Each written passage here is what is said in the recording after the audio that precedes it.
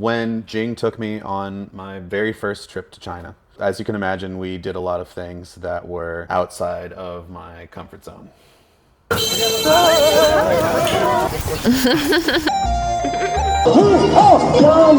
a little bit scared shitless right now. Just, this much. I think I just ate the inside of the face. But nothing really compared to the experience of riding the Greenskin train. 各位旅客，广铁优采提醒您，列车前方停车站是金山下路，请中途下车的旅客提前做好下车准备，站立在两车连接处时。谢谢。哇塞！不要倚靠在车门上，下车时请注意车梯与站台之间的空隙，请带小孩的旅客看护好小朋友。由于中途停站时间短，未到站的旅客请不要下车，并看管好自己的行李物品，防止丢失被盗。Greenskin train is the first type of train that was running in China. The technology was imported from Russia in 1950s. I grew up riding those. The high-speed bullet train was only a thing in mid-2000s. Yeah, I mean, China's infrastructure nowadays is honestly incredible. And one of the biggest improvements that they've made is their mind-blowing bullet trains. An incredible feat of engineering, high speed, 300, 400 kilometers per hour.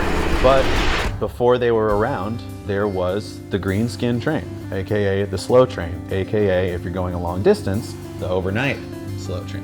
They are slower. They don't have AC. You can open the window. You can smoke. They are still around because they are cheaper. They are much cheaper than the bullet train. And it's suitable for a lot of people who just don't want to spend a lot of money. Or can't spend a lot of money. Actually, when I told my mom and my aunt that we're doing this, and my aunt was like, oh, why do you do that? Just take the bullet train. It's so dirty and stinky and gross. I said, because Paul needs to have a taste of my childhood.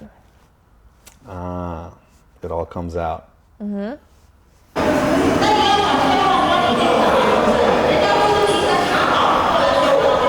It definitely was not easy. It's already difficult to be a foreigner in China, systemically. Trying to do almost anything and you don't have a national ID, that adds a slew of hurdles that you have to jump over. In this case, even purchasing train tickets was a pain. We had to take multiple trips to the train station, get my identity verified. That means there's an app now to buy train tickets, which is super convenient once you get verified. But the original hurdle is to buy using your real identity, so there's no, what's that, scalpers? Scalpers. There's no scalpers anymore. So that's great. Yeah, it's a funny juxtaposition, the system in China. If you belong there, everything is incredibly convenient and smooth sailing. There's apps for everything. This app was called Railway 12306. Yeah. What I like about the train system the most is that the price doesn't change. It's not like a flight price. It fluctuates. Is it all run by the government? Yeah. Our trip was from Suzhou to Jiangjiajie, which is, by the way, a stunning national park with landscape views, mountains, geological formations. It's a landscape that I have not seen in any American national parks. Yeah, pretty unique, pretty famous. James Cameron filmed a lot of Avatar there too. We've got funny Jiangjiajie stories that definitely deserve their own episode. The ride was about 800 miles each way, which is roughly the distance from New York City to Chicago. The price is 181 Chinese RMB, which is about $25. Yeah, compare that to Amtrak in the US, where you're in the $200-300 range for coach. And that's just for a seat. If you want a bed, you're looking at like a $500 minimum. Do you remember that $30 sandwich in Flagstaff? A sandwich in US is $30. That was a dark moment in my life. That was a low. Things are much cheaper in China. So the ride to get there was, I believe, 19 hours, wasn't it? From 2 p.m. to next morning 9 a.m. Right, we're sleeping on the train. The first leg of the trip, however, to catch the Greenskin train, we had to take a bullet train.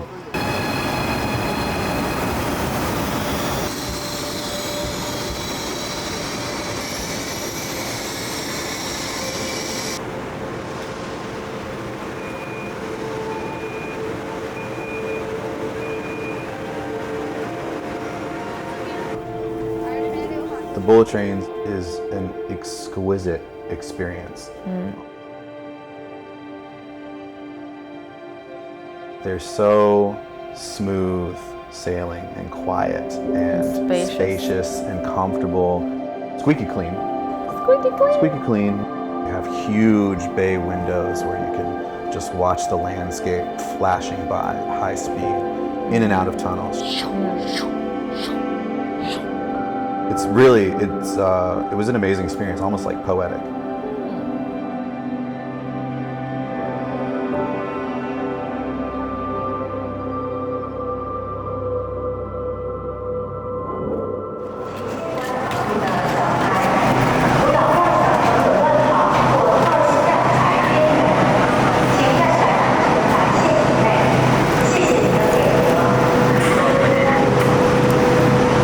As soon as we stepped on to the green train, instant chaos.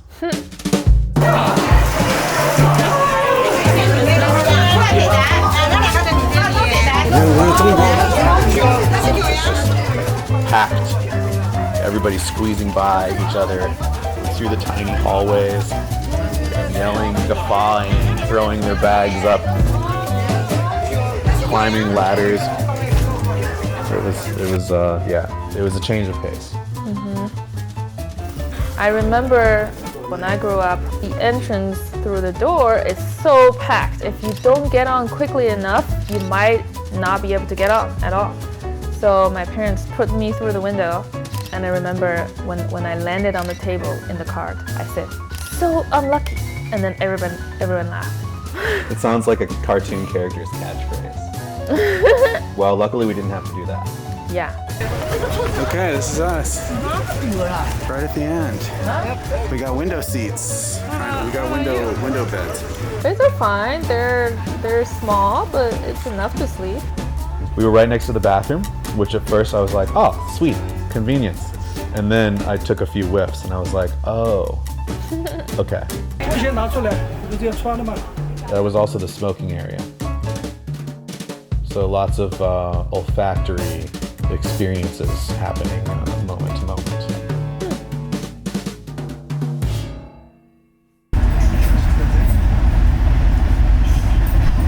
The first few hours we were just kind of laying in bed, looking out the window, seeing the landscapes go by, and like, what the hell is that? What is that?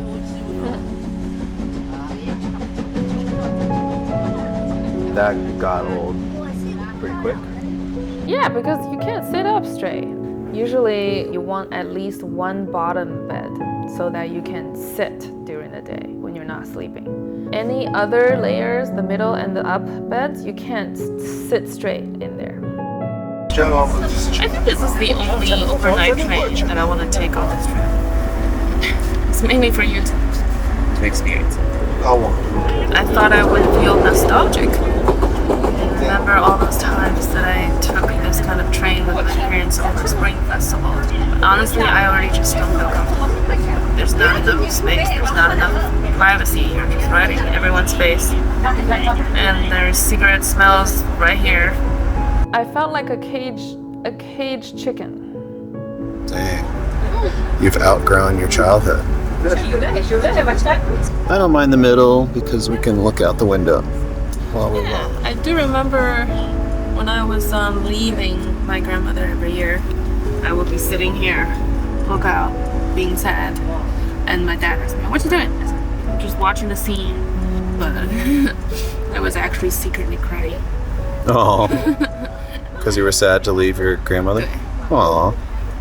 Yeah, we don't show vulnerability. That's the thing.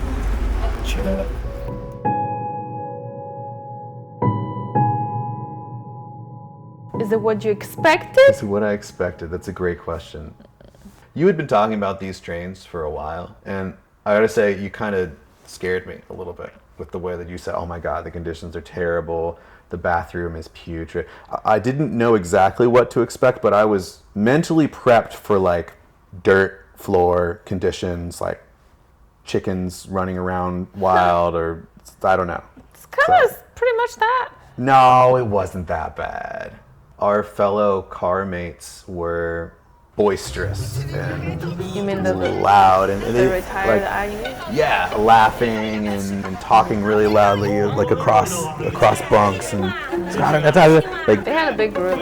they were throwing down. They were playing card games. They were getting wasted. They had a huge They were getting feast wasted? set out. Yeah, absolutely. These guys really know how to ride a freaking train. Oh, What I say? Lehigh. Chugga Lehigh. Oh, by the way, you drinking probably baijiu. can get wasted because straight up they sell alcohol on the train, so you definitely are allowed to get wasted. I tried to get wasted. Yeah, there was this guy who would come by every 30 minutes or so with a cart, a little food cart. There's very Harry Potter-esque food cart. Lots of different magical, wonderful looking treats on this cart. Dry snacks, like sometimes hot, fresh, steamed buns, and your fair pick of booze. Little Red Army. That's the name of this brand. Really? I bought the strongest bottle of baijiu that I could find because that was the point that I was at on that trip. It was so cheap. It was like 15, which is the equivalent of about $2. 52%. So that's gonna get me there. That shit tasted like World War I era lighter fluid. Little Red Army marching down my throat.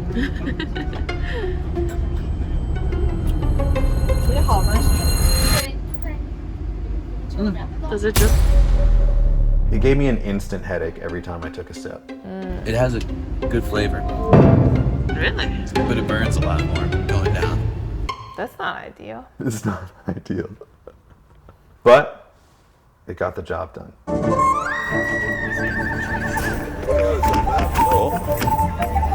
Oh, okay. Oh yeah, those little chairs, those little chairs. I like those chairs. The chairs were fine, the table was a little silly. That's for just one noodle. Oh no, it was for one actual noodle. That's all you could fit. It's time for the most important part of this whole voyage. I made sure we brought that special to the train memory noodle, which is the 康师傅红烧牛肉面. That specific smell. No other flavors or brand of instant noodles smell like that. It's just very directly connected to train memories. Because everyone eats that one. That's why you smell it on the train everywhere. Where's the water? One thing I was very impressed was completely non-negotiable, steaming hot water at all times. There wasn't even a place for regular water. So this is the flavor. And the sausage. That's also something. Yeah, how much meat do you think percentage-wise was in that That sausage? one was not good. That one tastes mostly like starch. But there are good ones that taste like real meat. Yeah, it was kind of like a Spam situation, like a Slim Jim almost. Did you smell it? I smell it. It smells incredible. Good. This is the smell. It smelled so good. And it tasted pretty good too. Good, actually. This did not disappoint. It was like a big cup of soul-saving nourishment. It's very comforting on the train.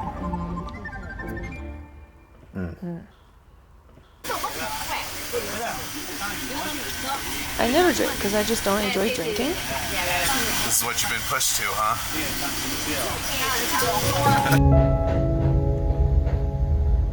Sleeping was not easy.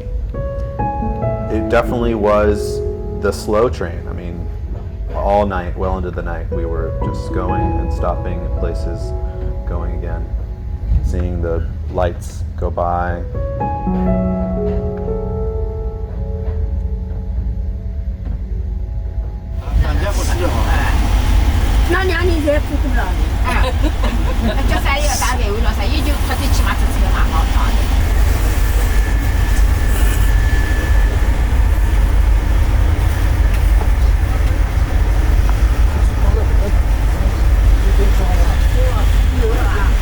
I think we woke up with the sun.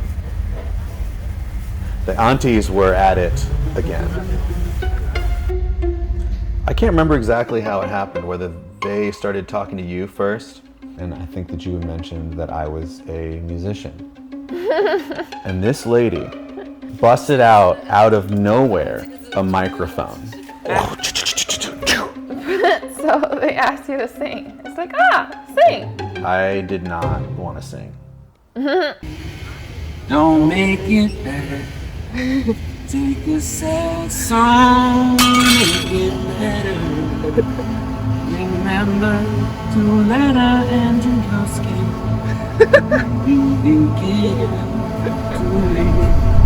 It was so awkward and I had no idea what to say. But it was fun. After that point, the floodgates were open and it was an onslaught of new friends.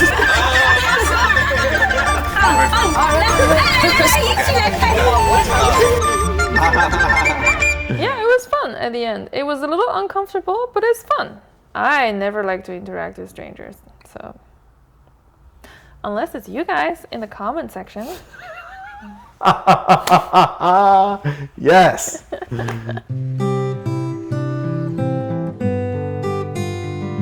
And then we were there. And we said our goodbyes and we made some friends. And That then, I am still getting strange messages from WeChat sometimes.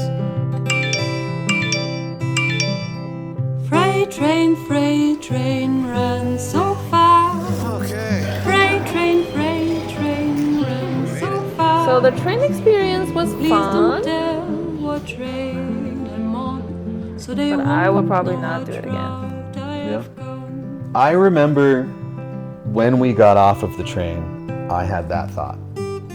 But you know what? After talking about it today and also reviewing all of our footage and stuff, making this video, I would do it again, I think. There's a chance that I'm only saying that because I've forgotten those discomforts and the negative feelings that I had throughout that time. But I think that says something.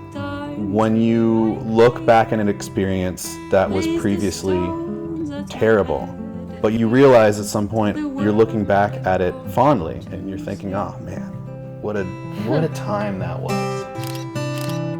In the end, it's all stories. And you shared it with somebody that you love too. It was it's a story that we have together. Next time we're gonna go with the two of us and my parents and my aunt and my grandmother. That's 6 people. That sounds like some fantastic content. 对, we'll all bring snacks. When I die, oh, bury me deep, way down on old Chestnut Street. Then I can hear on Amber Night as she comes rolling.